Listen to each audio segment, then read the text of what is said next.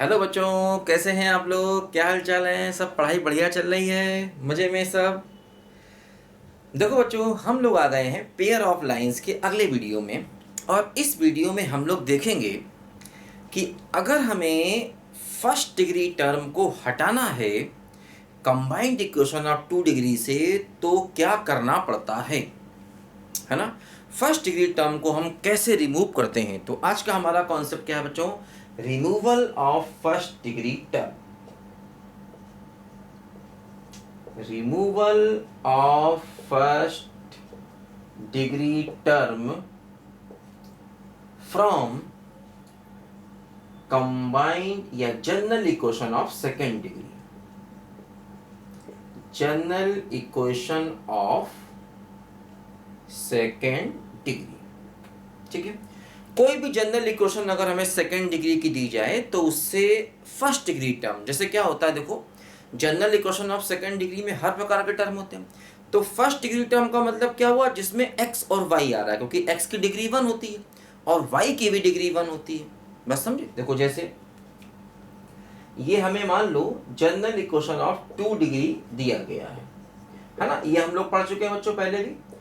और मैंने बताया बेटा, इस वीडियो को देखने से पहले अच्छा होगा इसके सारे पार्ट आप देखिए, है ना। केवल ये देख के मत निकल जाइए, इसके सारे पार्ट देखेंगे तभी बात दिमाग में गहराई से बैठेगी। तो देखो जैसे इसमें ये टर्म क्या है 2 डिग्री, ये टर्म क्या है 2 डिग्री, इसमें देखो x की डिग्री y की डिग्री कुल मिला के 2 डिग्री, ये 1 डिग्री है, ये 1 डिग्री। तो इन दोनों टर्म को हमें हटाना है। 1 डिग्री टर्म का मतलब क्या हो गया? x का टर्म और y का टर्म, ये दोनों टर्म हमें यहाँ से हटाने हैं। तो देखो इसका तरीका क्या होता है। देखो इसके लिए हमें थोड़ा सा स्ट्रेट लाइंस पर जाना पड़ेगा। मैंने बताया था स्ट्रेट लाइन में अगर हम ओरिजिन को शिफ्ट कर दें, जैसे मैंने बताया था आपको कि मान लो ये हमारे पास x एक्सिस और y एक्सिस है और ये ओरिजिन है। मान लो हम अपने ओरिजिन को किसी दूसरे पॉइंट कैपिटल X और कैपिटल Y पर शिफ्ट कर दें, O डैश पर, है ना। मान लिया मैंने ओरिजिन को O डैश पर शिफ्ट कर दिया और O डैश के कोऑर्डिनेट क्या है? HK है, ठीक है। तो मान लो एक पॉइंट P है जिसके स्मॉल xy के रेस्पेक्ट में कोऑर्डिनेट स्मॉल xy है, कैपिटल XY के रेस्पेक्ट में कोऑर्डिनेट कैपिटल XY है। तो देखो क्या होगा, इसमें रिलेशन होता है स्मॉल x बराबर capital X plus h, small y बराबर कैपिटल Y प्लस के। ये हम लोग पहले भी देख चुके हैं, है ना। ये मैंने आपको बताया था कि स्मॉल x को लिखो capital X plus h, small y को लिखो कैपिटल Y प्लस के। तो इससे क्या होता है कि हमें पुराने कोऑर्डिनेट, जैसे स्मॉल XY पुराने कोऑर्डिनेट हैं, यानी इस एक्सिस के रिस्पेक्ट में कोऑर्डिनेट है, कैपिटल XY नए कोऑर्डिनेट है, इस एक्सिस के रिस्पेक्ट में कोऑर्डिनेट है। तो पुराने कोऑर्डिनेट्स और नए कोऑर्डिनेट के बीच में देखो यहाँ से हमको एक रिलेशन मिल जाता है। अब देखो इससे क्या होता है, जैसे कि मान लो अगर हम किसी इक्वेशन में ये चीज़ें रख दें तो हमें कर्व की नई इक्वेशन मिल जाती है जो कि इसके रिस्पेक्ट में होती है, इस ओरिजिन के रिस्पेक्ट में। जैसे मान लो आपके पास कोई इक्वेशन है, जैसे कि मान लो मैंने एक इक्वेशन ले लिया फॉर एग्जांपल ऐसे, ठीक है। मान लो मैंने एक क्वेश्चन ले लिया फॉर एग्जांपल, अपने मन से कोई इक्वेशन ले लिया और ये इक्वेशन मान लो इस ओरिजिन के रिस्पेक्ट में है ना, क्योंकि इसमें स्मॉल xy है, स्मॉल xy है, इसका मतलब ये इक्वेशन इसके रिस्पेक्ट में कोई भी कर्व हो सकता है। देखो जैसे ये सर्कल है तो सर्कल होगा मान लो कोई, है ना। तो ये क्या है बोलो? ये है with respect to small xy। अब अगर हम स्मॉल x की value capital X plus h, small y की value capital Y plus k इसमें रख दें तो देखो ये हो जाएगा हमारा कैपिटल X प्लस एच का whole square, capital Y plus k का whole square minus 2 capital X plus h plus 1 बराबर 0। देखो ये जो इक्वेशन मिली है, ये इक्वेशन आपको मिली है O डैश के रिस्पेक्ट में, है ना। तो ये इक्वेशन किसके रिस्पेक्ट में है? ये है with respect to O dash, मतलब कैपिटल XY के रिस्पेक्ट में है, और ये थी इक्वेशन O के रिस्पेक्ट में, है ना। तो किसी भी कोनिक की हम नई इक्वेशन नए ओरिजिन के रिस्पेक्ट में निकाल सकते थे अगर हम ओरिजिन को शिफ्ट कर दें तो, ये हम लोगों ने पहले पढ़ा था स्ट्रेट लाइन में, इसकी ज़रूरत यहाँ पर हमें थोड़ी सी पड़ेगी, इसलिए ये बातें यहाँ पर दोबारा हमको रिवाइज करनी पड़ी। अब देखो वापस आते हैं अपने सवाल पर। सवाल क्या है, स्मॉल एक्स वाई को कैसे रिमूव किया जाए। देखो इसका सिंपल सा मेथड है, मैंने बताया था कि इससे पार्शियल डिफरेंस, देखो पिछले वीडियो में बता चुका हूँ मैं ये बात कि पार्शियल डिफरेंशिएशन करके इससे रिप्रेजेंट होने वाली लाइंस के पॉइंट ऑफ इंटरसेक्शन मिलते हैं। जरूरी नहीं है कि इससे लाइन रिप्रेजेंट हो, अगर लाइन रिप्रेजेंट होंगी तो, और सर्कल रिप्रेजेंट होगा तो आपको उसका सेंटर मिल जाएगा। इलिप्स हाइपरबोला रिप्रेजेंट होगा तब भी आपको उसका सेंटर मिल जाएगा। कैसे, क्या करते हैं, एक्स के रिस्पेक्ट में पार्शियल डिफरेंशिएशन, वाई के रिस्पेक्ट में पार्शियल डिफरेंशिएशन, फिर जो पॉइंट ऑफ इंटरसेक्शन आता है उन लाइंस को सॉल्व करके हम अपने ओरिजिन को उस पॉइंट पर शिफ्ट कर देते हैं इस मेथड से। बात समझे? जैसे कि मान लो हमने क्या किया, इसका पार्शियल डिफरेंशिएशन किया एक्स के रिस्पेक्ट में, इससे एक इक्वेशन मिलेगी, कोई इक्वेशन मिलेगी इससे, और इसी को हमने किया पार्शियल डिफरेंशिएशन वाई के रिस्पेक्ट में, इससे भी इक्वेशन मिलेगी एक।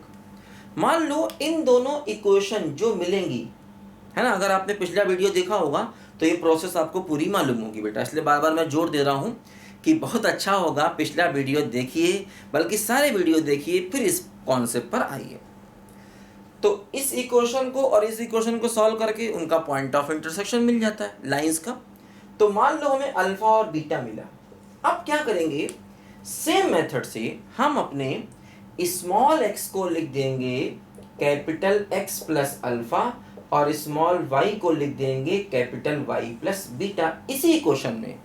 तो ये देखेंगे अपने आप से ही एक्स और वाई का टर्म हट जाएगा, रिमूव हो जाएगा, एक्स और वाई अपने आप हट जाएगा। तो क्या करना है, पार्शियल डिफरेंशिएशन करना है एक्स के रिस्पेक्ट में, एक इक्वेशन मिलेगा, पार्शियल डिफरेंशिएशन करना है वाई के रिस्पेक्ट में, एक और इक्वेशन मिलेगा। दोनों इक्वेशन को सॉल्व करेंगे तो एक पॉइंट मिलेगा, वो क्या बताएगा, उससे रिप्रेजेंट होने वाली लाइंस का पॉइंट ऑफ इंटरसेक्शन, या सर्कल का सेंटर भी बता सकता है वो, अगर ये सर्कल होगा तो, ठीक है। तो वो जो पॉइंट मिलेगा इन दो लाइंस को सॉल्व करके, मान लिया मैंने वो अल्फा बीटा पॉइंट है, तो हम क्या करते हैं, देखो स्मॉल एक्स को लिखेंगे कैपिटल एक्स प्लस अल्फा और स्मॉल वाई को लिखेंगे कैपिटल वाई प्लस बीटा इसी इक्वेशन में। तो उससे हमें कैपिटल एक्स और कैपिटल वाई में एक नई इक्वेशन मिल जाएगी। उस इक्वेशन में हम देखेंगे अपने आप ही एक्स और वाई के टर्म हमको गायब मिलेंगे। अभी हम इस प्रोसेस को एग्जाम्पल की हेल्प से समझते हैं। जरा लिखो बच्चों ध्यान से पहले इस बात को, ठीक है ना, ये हमारा कॉन्सेप्ट है। लिखो जरा बच्चों ध्यान से इसको पहले।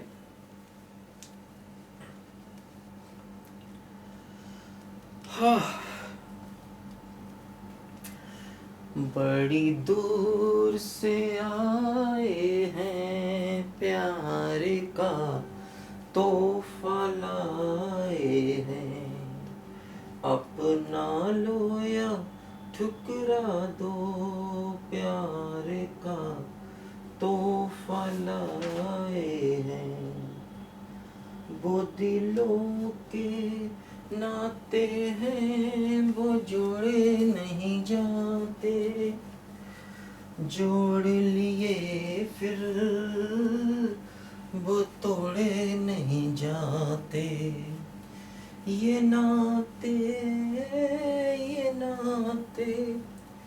दिल में बसाए हैं प्यार। देखो बच्चों एक सवाल हम लोग करते हैं, क्वेश्चन देखो यहाँ पर ये है, मान लो एक पेयर दिया है 2x² माइनस 7xy माइनस का 4y² minus x plus 22y minus 10 बराबर 0। हमें मान लो ये एक पेयर दिया गया है, ठीक है, 2x² minus 7xy minus 4y² minus x plus 22y minus 10 बराबर 0। हमसे कहा गया है कि remove first degree term. First degree term को यहां से रिमूव करिए, फर्स्ट डिग्री टर्म को यहां से रिमूव करिए, हटाइए। तो देखो सबसे पहले हम क्या करेंगे, इस पूरे को f मान लिया जाए। मान लो ये f है, 2x square 7xy 4y square minus x 22y minus 10। ठीक है, del f y del x की वैल्यू निकाली जाए। मैंने क्या बताया था, x के रिस्पेक्ट में पार्शियल डिफरेंशिएशन, इसका मतलब जो कांस्टेंट है वो तो कांस्टेंट रहता ही रहता है, साथ में y भी हमेशा कांस्टेंट माना जाता है। ठीक है, तो ऐसे 2 और x स्क्वायर का 2x, यहाँ देखो 7 कांस्टेंट y कांस्टेंट, x का हो जाएगा 1। यहाँ पर देखो सब कुछ कांस्टेंट तो 0, x का x के रिस्पेक्ट में तो 1 हो गया। ये 22 भी कांस्टेंट, y भी कांस्टेंट, सब कुछ कांस्टेंट तो हो गया 0, और 10 का तो वैसे भी 0 हो गया। ठीक है, तो देखो यहाँ से क्या मिला, ये हो गया 4x माइनस 7y और -1, और इसको कर दो इक्वल टू 0। ठीक, अब देखो हम क्या करें, del f upon del y निकालें, वाई के रेस्पेक्ट में करें इसको पार्शियल डिफरेंशिएशन। बात समझे? तो देखो x कांस्टेंट मानेंगे, भाई y के रेस्पेक्ट में कर रहे हैं तो x को कांस्टेंट मानेंगे, और जो कांस्टेंट है वो तो कांस्टेंट है ही। देखो जैसे 2x स्क्वायर पूरा कांस्टेंट 0, यहाँ पर देखो 7x कांस्टेंट है, y के रेस्पेक्ट में 1 हो गया। यहाँ पर देखो 4 कांस्टेंट, y स्क्वायर का 2y हो गया। यहाँ देखो ये 0 हो गया, यहाँ पर 22 हो गया, तो क्या बच गया बोलो, ये बच गया माइनस का 7x माइनस का 8y प्लस का 22 बराबर 0। ये हो गया 7x प्लस का 8y माइनस का 22 बराबर 0। ये आ गया देखो अपना सेकेंड इक्वेशन। ठीक है, अब हम इन दोनों से इनका पॉइंट ऑफ इंटरसेक्शन निकाल लें। बात समझे? तो आसान है, कैसे निकालेंगे, देखो कैसे निकालेंगे, ये 7y ये 8y ये 4x, इसको कर दें 7 से मल्टीप्लाई। ठीक है, और इसको कर दें 4 से मल्टीप्लाई। देखो इसको 7 से मल्टीप्लाई करेंगे तो क्या मिलेगा, 28x माइनस का 49y माइनस का 7 बराबर 0। ठीक है, इसको 4 से करेंगे तो क्या मिलेगा, 28x प्लस का 32y माइनस का 88 बराबर 0। अब माइनस कर दें इसको, माइनस माइनस प्लस, ये कट गया, ये क्या बच गया बोलो, माइनस का 81y और प्लस का 81 बराबर 0। तो y बराबर देखो यहाँ से 1 आ गया। ठीक है, और y की वैल्यू 1 रख दी जाए, मान लो इसी में रख देते हैं, इसी में y बराबर 1 रख दें तो क्या मिलेगा, देखो 4x माइनस 7 माइनस 1 बराबर 0, तो 4x इक्वल टू 8, x की वैल्यू 2 आ गई। तो देखो पॉइंट हमें क्या मिल गया, समझो। ठीक है, तो पॉइंट मिल गया 2,1, है ना, ये मिल गया। अब अगर ये लाइंस होगी तो ये इनका पॉइंट ऑफ इंटरसेक्शन होगा, और अगर सर्कल होंगे तो उसका सेंटर होगा, मैंने बताया था। इलिप्स हाइपरबोला का भी सेंटर होगा। पैराबोला के केस में ये कुछ नहीं होता, लेकिन हाँ एक पॉइंट तो है ही। हो सकता है उसका ऐसे पैराबोला, अगर ये पैराबोला होगा तो ये कुछ नहीं होगा फिर, हाँ, लेकिन एक पॉइंट तो हमेशा मिल जाएगा आपको, भले ही वो कुछ बताए ना। पैराबोला के केस में जैसे सर्कल के केस में सेंटर बताएगा, इलिप्स हाइपरबोला के केस में भी सेंटर बताएगा, स्ट्रेट लाइन के केस में उनका पॉइंट ऑफ इंटरसेक्शन बताएगा, लेकिन पैराबोला के केस में ये पॉइंट तो हम निकाल ही सकते हैं, भले ही वो कुछ ना बताए। ठीक है, लिखो जल्दी इसको ध्यान से। अब देखो हम क्या करेंगे, अपने ओरिजिन को इस पॉइंट पर शिफ्ट करेंगे। तो मतलब देखो इसका मतलब क्या होगा, ओरिजिन को इस पॉइंट पर शिफ्ट करने का देखो मतलब क्या होगा, इसका मतलब ये होगा कि हम स्मॉल x को रख देंगे कैपिटल X प्लस 2, समझे। देखो स्मॉल x को रख देंगे capital X plus 2, small y को रख देंगे कैपिटल Y प्लस 1। बात समझे। अब देखो इससे क्या होगा कि ये इक्वेशन चेंज हो जाएगी, 2 इंटू एक्स प्लस 2 का स्क्वायर, बात समझे भाई, माइनस 7x प्लस 2 और y प्लस 1 माइनस का 4y प्लस 1 का स्क्वायर माइनस का x प्लस 2, ठीक है, और प्लस का 22 y प्लस 1 माइनस 10 बराबर 0। ठीक है, देखो सिंप्लीफाई कर लिया जाए, एक्स स्क्वायर प्लस 4 और प्लस का 4x, यहां देखो 7 क्या होगा, एक्स वाई प्लस का x प्लस का 2y प्लस का 2, और देखो माइनस का 4 वाई स्क्वायर प्लस 1 प्लस का 2y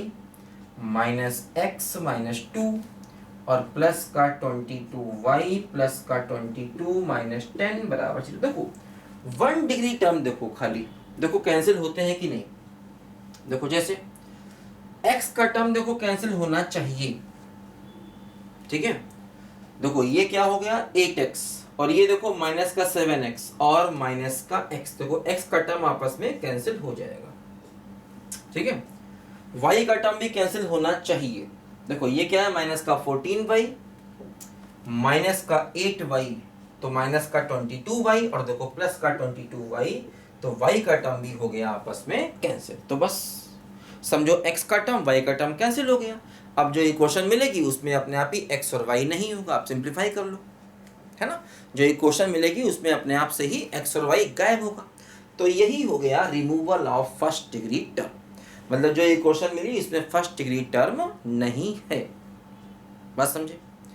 तो देखो वो क्या हो जाएगी, वो हो जाएगी 2 डिग्री की होमोजीनियस इक्वेशन, नहीं कांस्टेंट भी हो सकता है, कांस्टेंट भी देखो उसमें हो सकता है ना, लेकिन अगर वो स्ट्रेट लाइन होगी तो कांस्टेंट नहीं होगा, क्योंकि जब हम ओरिजिन पर ही दो लाइंस को निकालेंगे, जैसे कि मान लो उनका पॉइंट ऑफ इंटरसेक्शन अगर ओरिजिन ही हो गया और आपने दो लाइंस को निकाला, तो ऐसे केस में क्या होगा, वो दोनों इक्वेशन ओरिजिन से पास कर जाएंगे, क्योंकि आपने ओरिजिन को पॉइंट ऑफ इंटरसेक्शन पर शिफ्ट कर दिया है। जैसे कि मान लो ये आपका पुराना कोऑर्डिनेट था और ये आपकी लाइनें थी दो, अब अगर आप अपने ओरिजिन को पॉइंट ऑफ इंटरसेक्शन पर ही शिफ्ट कर दोगे तो इसका मतलब क्या हुआ, इसका मतलब ये दोनों लाइनें ओरिजिन से पास हो रही हैं, तो जब दोनों लाइनें ओरिजिन से पास हो रही हैं तो लाइंस का जो कंबाइंड इक्वेशन होगा वो क्या होगा, अपने आप ही सेकेंड डिग्री का होमोजीनियस होगा, क्योंकि आपने अपने ओरिजिन को उसी के पॉइंट ऑफ इंटरसेक्शन पर शिफ्ट कर दिया। तो जो दो लाइंस हो गई वो ओरिजिन से पास कर गई।